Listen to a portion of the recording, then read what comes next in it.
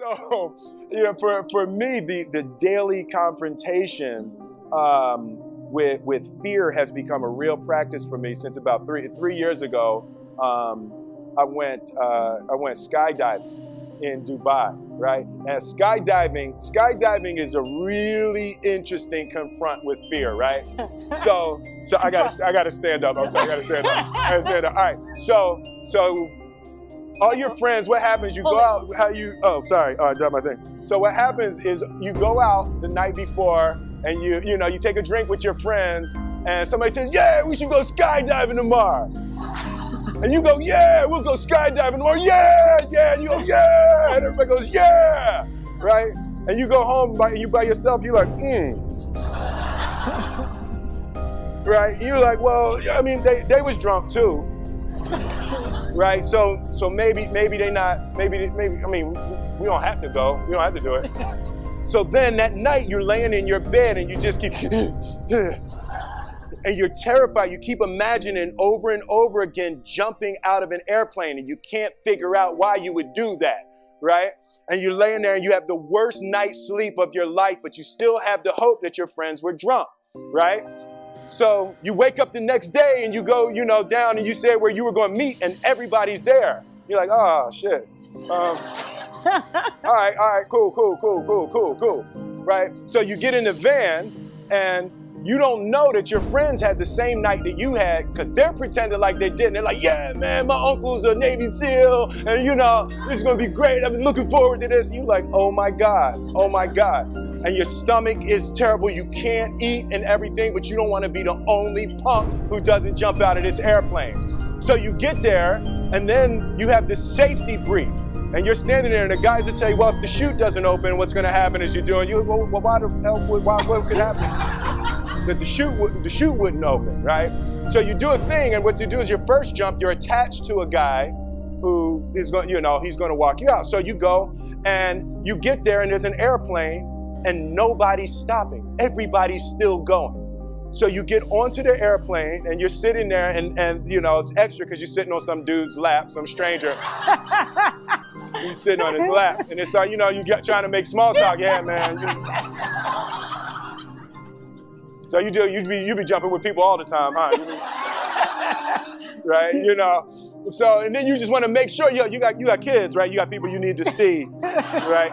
You just want to make sure he's serious, right? So you get in there, so everything's normal. So you fly and you go up to 14,000 feet, and you notice there's a light. It's red and it's yellow and green, right? So right now the light's red.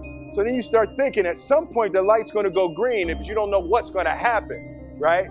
And you wait, and it goes yellow, and the light goes green, and somebody opens the door, and in that moment you realize you've never been in a freaking airplane with the door open.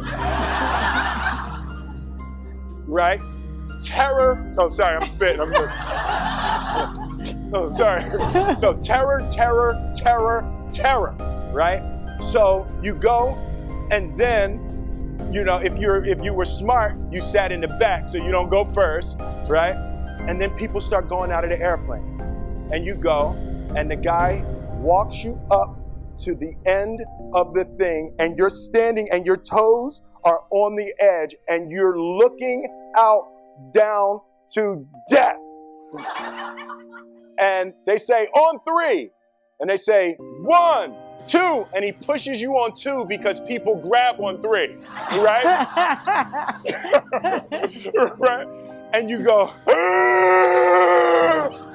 and you fall out of the airplane, and in 1 second, you realize that it's the most blissful experience of your life. You're flying, right? It doesn't feel like falling, right? It's like you actually are kind of held a little bit by the wind, and then you start falling, and there's zero fear. You realize that the point of maximum danger is the point of minimum fear.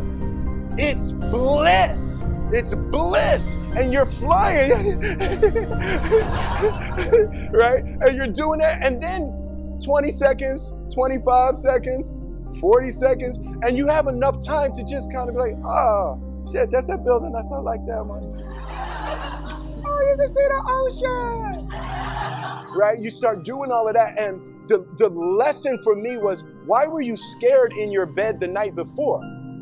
What do you need that fear for? Just don't go. Why are you scared in your bed 16 hours before you jump? Why are you scared in the car? Why could you not enjoy breakfast? What did you need that? The fear is fear of what? You're nowhere even near the airplane. Everything up to the stepping out, there's actually no reason to be scared. It only just ruins your day. You don't have to jump. And then in that moment, all of a sudden, where you should be terrified is the most blissful experience of your life.